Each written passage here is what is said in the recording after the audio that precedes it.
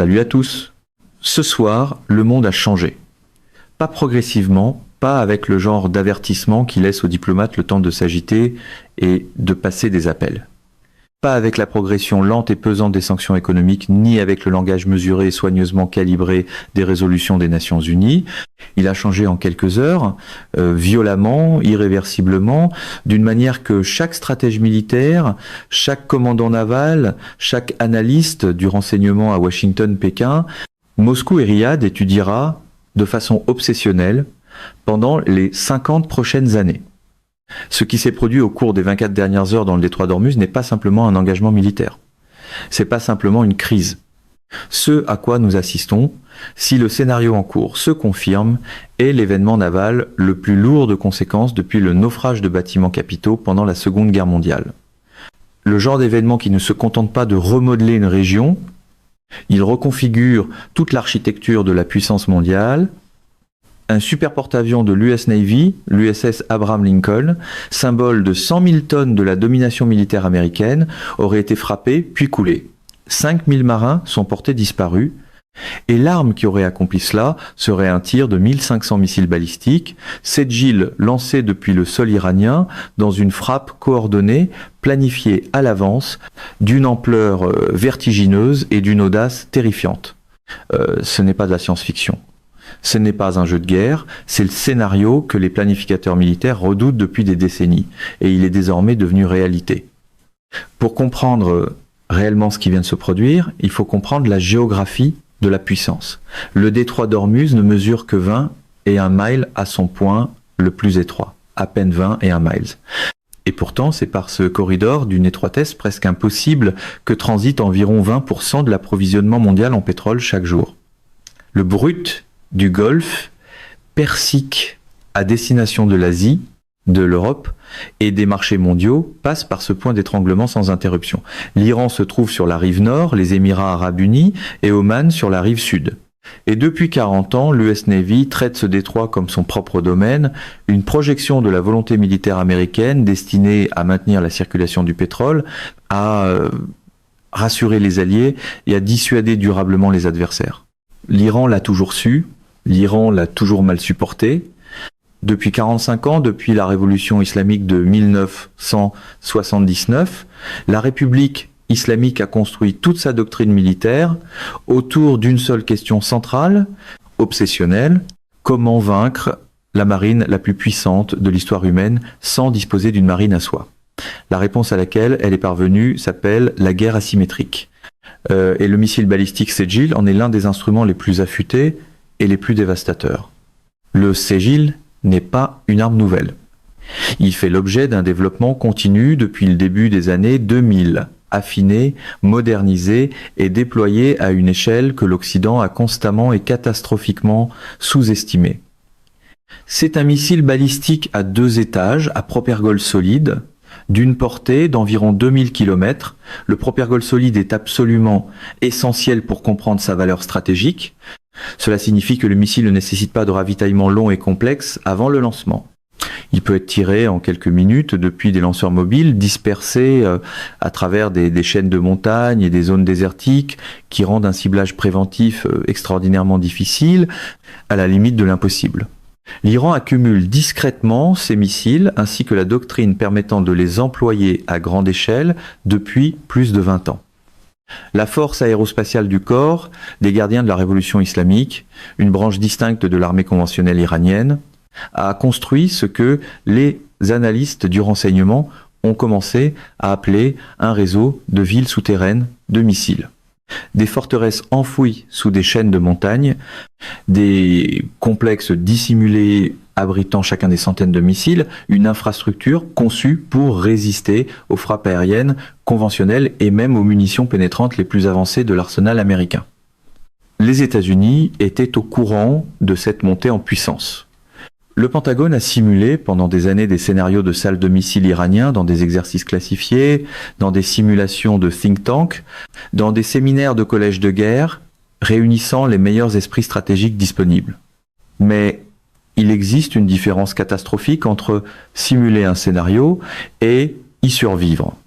La frappe telle qu'elle a été reconstituée à partir du renseignement disponible et d'interception de communication, n'a pas commencé par des missiles. Elle a commencé par le silence. Environ 72 heures avant le lancement, le renseignement électromagnétique iranien s'est complètement tu. Les communications du corps des gardiens de la révolution islamique ont basculé vers des carnets de code prêts, distribués, et une coordination par coursier. Un blackout total et délibéré des communications destiné à priver le renseignement électromagnétique américain de tout avertissement utile sur un mouvement coordonné de grande ampleur. Les satellites de surveillance américains ont repéré une activité inhabituelle près de plusieurs sites connus de stockage de missiles dans les provinces de Kerman et d'Ispahan, mais les évaluations du renseignement étaient divisées. Certains analystes estimaient qu'il s'agissait d'un exercice de préparation, d'une routine destinée à maintenir les équipes en alerte, tout en laissant les analystes occidentaux dans l'incertitude. D'autres y voyaient une possible préparation à une frappe imminente exigeant une remontée immédiate à la hiérarchie militaire. Le désaccord n'a jamais été tranché à temps. L'USS Abraham Lincoln évoluait dans le nord de la mer d'Arabie, à environ 180 km au sud-est du détroit d'Ormuz. Il n'était pas seul. Il constituait la pièce maîtresse du Carrier Strike Group 12, 2 croiseurs lance-missiles, 4 destroyers, 2 sous-marins d'attaque progressant en silence sous la surface et un bâtiment logistique. Tout un écosystème de puissance navale américaine superposé au système intégré de défense aérienne les plus sophistiqués jamais déployés en mer ou que ce soit dans l'histoire. Le système de combat Aegis monté sur les croiseurs et les destroyers du groupe aéronaval est précisément conçu pour ce type de scénario. Il peut suivre des centaines de cibles simultanées et engager plusieurs missiles entrants à l'aide d'une combinaison de missiles standards, d'intercepteurs SM-3 et de systèmes phalanx de défense rapprochés, ultime ligne de secours. Sur le papier, il est presque impénétrable. Le mot-clé est presque. À 03H40, heure locale, les stations radars iraniennes au sol et les drones de surveillance ont confirmé la position exacte du groupe aéronaval. En quelques minutes, pas en quelques heures, en quelques minutes, l'ordre de tir a été exécuté sur 10 à 7 sites de lancement dispersés, des plateformes mobiles cachées dans des vallées montagneuses, placées le long de routes reculées en montagne et dissimulées dans des installations souterraines. Des salves de missiles Sejil ont commencé à s'élever en vagues coordonnées et rigoureusement séquencées. La première vague ne visait pas le porte-avions, elle visait le périmètre défensif du groupe aéronaval. C'est cette doctrine que les analystes dénoncent avec une insistance croissante depuis des années. L'attaque de saturation. Il ne s'agit pas d'essayer de faire passer discrètement un seul missile à travers les défenses sophistiquées d'un navire de guerre. Il s'agit de tirer tant de missiles depuis tant de directions, dans un laps de temps si resserré, que les systèmes défensifs sont submergés, non par une menace isolée, mais par la logique implacable du volume. Aegis peut engager des dizaines de cibles simultanées avec une précision extraordinaire. Il ne peut pas en engager des centaines à la fois sans dégradation catastrophique.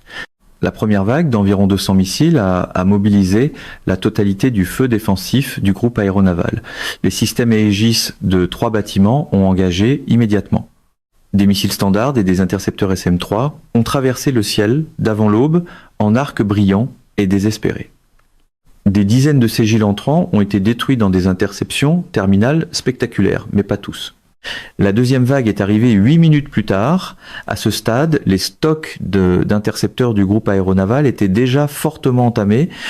Les destroyers d'escorte, dont les bulles défensives étaient poussées bien au-delà de leurs paramètres de conception, ont commencé à réclamer d'urgence un appui de guerre électronique.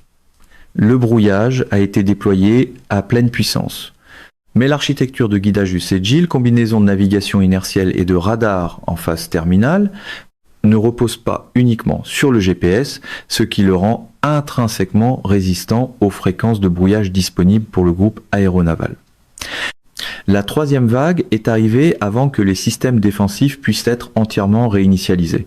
Plusieurs charges ont frappé le pont d'envol de l'Abraham Lincoln, sa superstructure et des zones situées sous la ligne de flottaison, selon une séquence qui, d'après l'analyse structurelle, semble avoir été délibérément conçue, d'abord pour détruire les systèmes en surface, puis pour cibler méthodiquement la coque elle-même.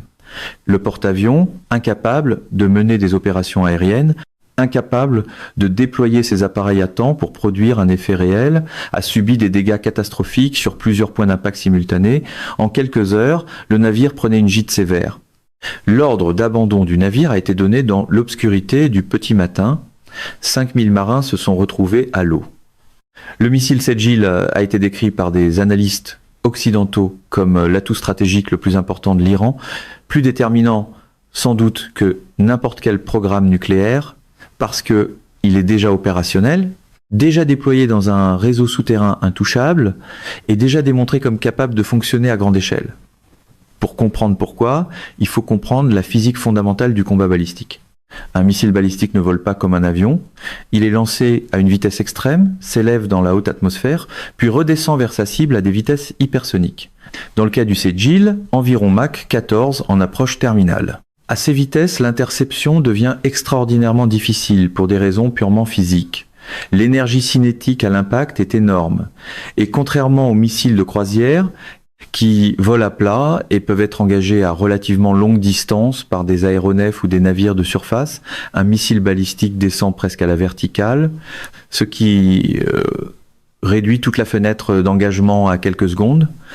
Mais le véritable génie stratégique de cette attaque ne résidait pas dans le missile lui-même. Il résidait dans la doctrine bâtie autour de lui au fil de décennies de développement patient et méticuleux.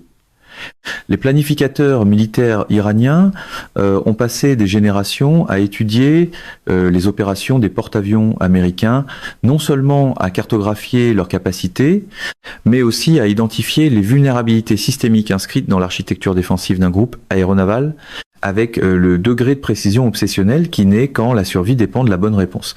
Ils ont identifié 3 limites critiques qu'aucune dépense américaine de défense ne peut éliminer totalement.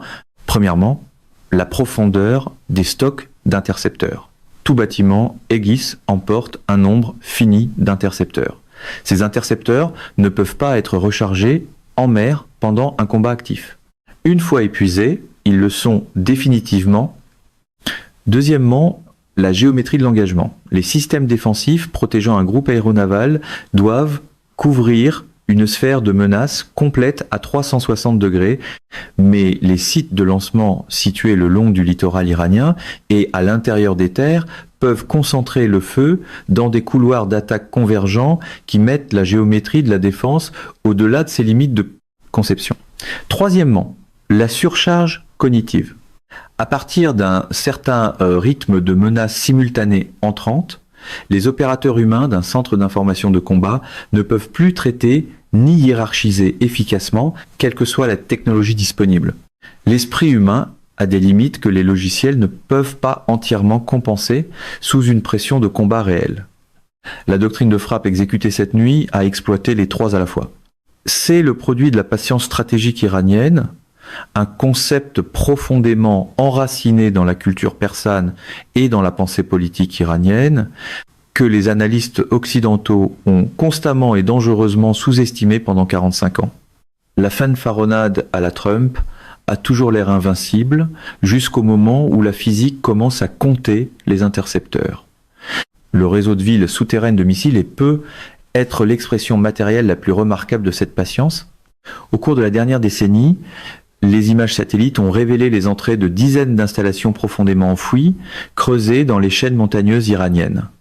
Ce ne sont pas de simples bunkers, ce sont des complexes de production, des nœuds de commandement et des infrastructures de lancement durcies contre les frappes aériennes conventionnelles et même contre les munitions pénétrantes les plus puissantes de l'arsenal américain. La GBU 5.7 Massive Ordnance Penetrator, la bombe conventionnelle américaine la plus profondément pénétrante, aurait du mal à les atteindre. Les missiles Sedgil utilisés dans l'attaque de cette nuit n'étaient pas stockés dans des installations de surface vulnérables où une frappe préventive aurait pu les neutraliser avant leur lancement. Ils ont été sortis de tunnels que la puissance aérienne américaine ne peut pas détruire de manière fiable. L'Iran a de fait construit un arsenal intouchable, puis cette nuit, il l'a utilisé. La perte d'un super porte-avions américain n'est pas simplement un événement militaire, c'est un signal civilisationnel. Depuis 4-20 ans, les porte-avions américains sont l'incarnation physique de la projection de puissance mondiale des États-Unis. Ils n'ont pas été de simples armes, ils ont été des arguments, des déclarations flottantes affirmant que les États-Unis peuvent projeter une puissance aérienne écrasante en quelques jours vers n'importe quel point du globe, que les Challengers seront détruits, que la volonté américaine est soutenue par l'acier américain et par la détermination américaine. Le porte-avions est la pierre angulaire de ce que les stratèges militaires appellent la dissuasion crédible, l'idée fondamentale selon laquelle la seule démonstration d'une capacité de riposte empêche l'agression avant même qu'elle ne commence. Cette pierre angulaire a été brisée cette nuit de la manière la plus publique, la plus visible, la plus indéniable qu'on puisse imaginer. À Pékin, cet événement est analysé au plus haut niveau de la commission militaire centrale avec une intensité extraordinaire. La Chine a énormément investi dans ses propres capacités de missiles anti-navires contre porte-avions, les missiles balistiques DF, 2-1D et DF-26, spécifiquement conçus pour détruire des porte-avions en mer, connus dans les milieux militaires occidentaux sous le nom de tueurs de porte-avions. Depuis des années, le débat théorique porte sur la capacité réelle de ces armes à remplir leur mission face à un groupe aéronaval correctement défendu et opérant en pleine préparation de combat. L'Iran vient désormais d'apporter une preuve empirique que la réponse pourrait être oui. Cela modifie le calcul stratégique pour Taïwan, pour la mer de Chine méridionale, pour tous les scénarios dans lesquels les États-Unis se sont appuyés sur des groupes aéronavals comme principal instrument de puissance coercitive dans le théâtre du Pacifique. Si les planificateurs militaires chinois pensent désormais, à partir du précédent opérationnel iranien, que leur arsenal de DF-26 peut neutraliser des porte-avions américains dans le Pacifique occidental, alors l'effet dissuasif de ces porte-avions s'en trouve fondamentalement et durablement diminué. Les planificateurs stratégiques américains au Pentagone affrontent cette réalité en temps réel et aucune réponse confortable ne les attend. À Moscou, la réaction est complexe et profondément calculée. La Russie observe depuis des années avec un vif intérêt professionnel la doctrine iranienne des missiles. Après avoir collaboré sur certaines technologies et observé les performances iraniennes en Syrie, avec l'œil attentif d'un État qui voit partout des leçons stratégiques, les analystes militaires russes comprennent exactement ce que cet événement signifie pour le récit plus large de la supériorité militaire américaine, un récit que la Russie conteste activement en Ukraine et dans tous les forums diplomatiques possibles. Le naufrage de l'Abraham Lincoln figurera pendant des années dans la communication stratégique russe comme une preuve définitive que la puissance dure américaine n'est pas invincible. À Riyad, c'est la panique. Toute l'architecture de sécurité saoudienne repose presque entièrement sur le parapluie sécuritaire américain.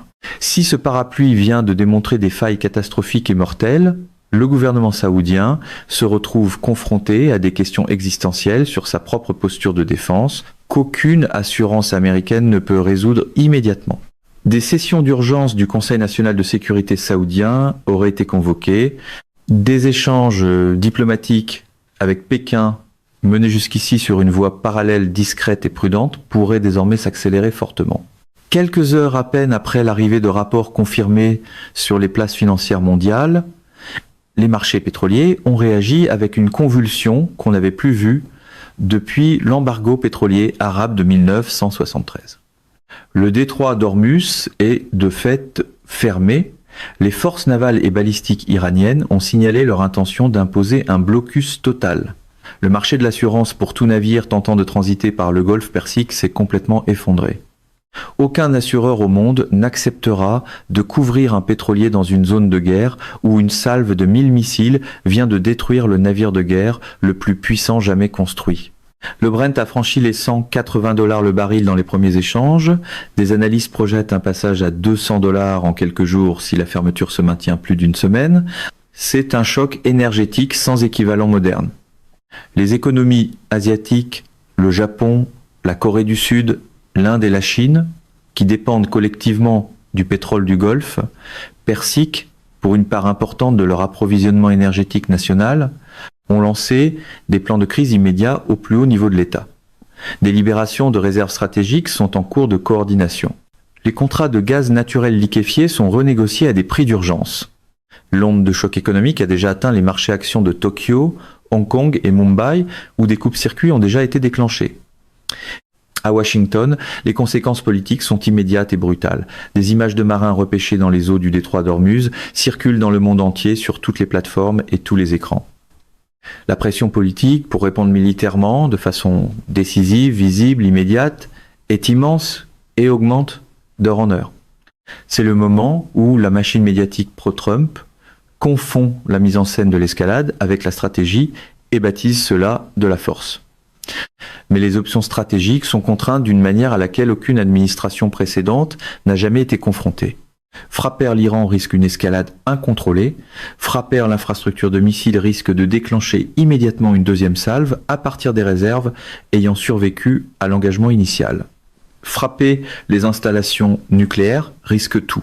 Les alliés de l'organisation du traité de l'Atlantique Nord sont en consultation d'urgence, mais l'Alliance est divisée sur la réponse appropriée. Les membres européens, déjà confrontés à de dangereuses pressions énergétiques et sécuritaires liées au conflit russe, font face à la perspective d'un effondrement simultané de l'approvisionnement pétrolier du Golfe Persique. L'Iran, après avoir obtenu la victoire militaire la plus spectaculaire de son histoire en 45 ans, a très peu d'incitation à négocier depuis une position de force totale. Nous sommes au bord d'une nouvelle ère stratégique. Et il vaut la peine de s'arrêter pour mesurer toute la profondeur de ce qui vient de changer.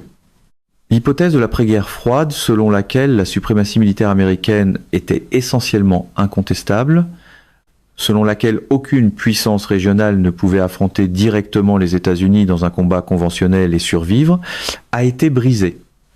Pas ébréchée, pas simplement remise en cause à la marge, brisée. Et une fois cette hypothèse rompue, elle ne se reconstitue pas. Chaque adversaire, chaque rival, chaque compétiteur stratégique évolue désormais dans un monde où la suprématie militaire américaine est une proposition contestable plutôt qu'un axiome établi. Les conséquences se propagent dans toutes les directions à la fois. Que deviennent les garanties de dissuasion élargie qui soutiennent les alliances de la Corée du Sud aux États baltes ?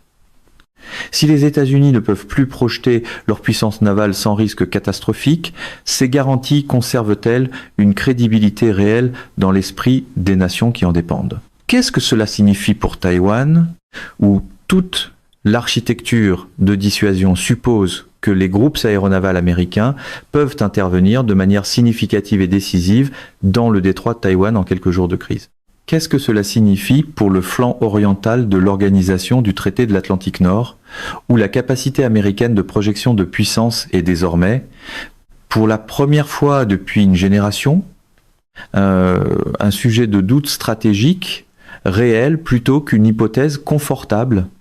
L'ère du porte-avions comme expression suprême de la puissance navale et peut être en train de s'achever, remplacée par un monde où des missiles balistiques de précision, bon marché et tirés en masse, peuvent menacer même les navires de guerre les plus sophistiqués et les plus coûteux jamais construits. Les budgets de défense dans le monde vont se déplacer à une vitesse extraordinaire.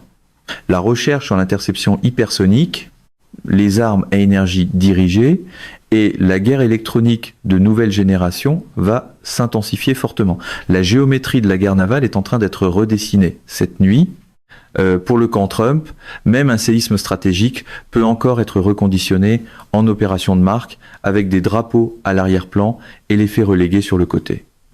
Chaque arme évoquée dans cette analyse existe. Chaque vulnérabilité analysée ici est documentée et réelle. Les capacités décrites sont vérifiées et opérationnelles. La seule question qui se soit jamais posée était de savoir si ce scénario se produirait et non s'il était physiquement possible. Cette nuit, cette question a reçu sa réponse. Les questions centrales sont désormais les suivantes. Les États-Unis peuvent-ils défendre un groupe aéronaval contre une attaque de saturation coordonnée de 1000 missiles dans le monde réel? Ou cette nuit a-t-elle révélé une vulnérabilité qu'aucune technologie ne peut totalement combler? Une autre question est de savoir si la stratégie iranienne est, au fond, une dissuasion destinée à empêcher toute confrontation supplémentaire ou le premier mouvement de quelque chose de bien plus vaste et bien plus dangereux. En des temps comme ceux-ci, comprendre la stratégie n'est pas un luxe. C'est une nécessité absolue pour quiconque veut comprendre le monde dans lequel il vit réellement. Mesdames et messieurs, notre émission d'aujourd'hui s'arrête ici. Nous vous invitons à partager votre avis personnel dans la section des commentaires ci-dessous. Plume Pratique vous salue et vous donne rendez-vous très bientôt.